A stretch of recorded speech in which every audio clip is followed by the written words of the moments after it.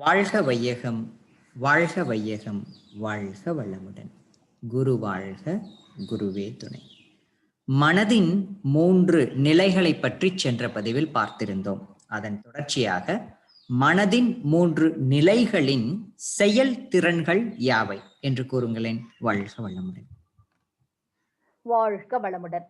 புறமனம் ஐம்புலன்களின் வழி இயங்கி உணரும் உணர்வுகளையும் மூளையின் மூலம் மனமாக செயல்பட்டு அறிந்து கொள்கிறது, மனமாக இயங்குகிறது. எனவே உணர்வுகளை உணர்கிறது, சிந்திக்கும் திறன் உடையது. எதொன்றையும் மற்றொன்றுடன் ஒப்பிட்டு பார்க்கும் திறன் உடையது.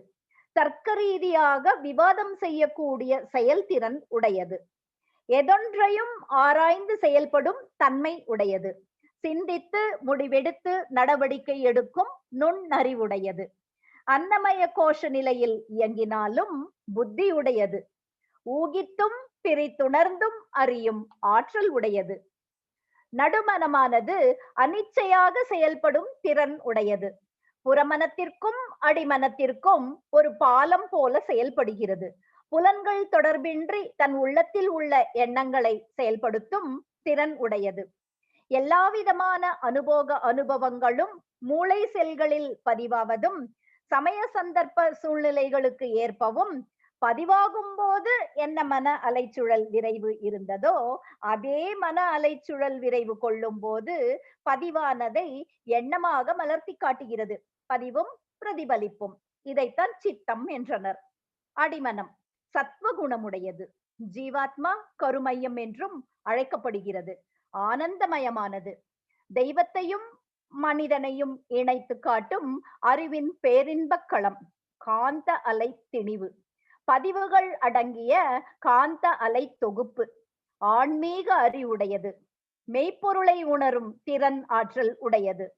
இந்த கருமையமும் மூளையும் ஒரே வேலையைத்தான் செய்கின்றன. தன்னிருக்கு ஆற்றலினால் சுருக்கி பதிவு செய்கிறது. விளக்கும் ஆற்றலினால் கருமையத்திலிருந்து விரித்து எண்ணங்களாக மலர்த்தி காட்டுகிறது. அடிமனத்தின் பிரதிபலிப்பு சஞ்சித கர்ம பதிவின் பிரதிபலிப்பு. புறமனம் மாயையில் இருந்தால் மனம் என்கிறோம். மனம் வெளி இயக்கம் இல்லாது உள்ளுக்குள் பதிவு பிரதிபலிப்பு என்று இருந்தால் சித்தம், நடுமனம். நடந்தது நடக்கவிருப்பது என்று அனலைஸ் செய்தால் புத்தி.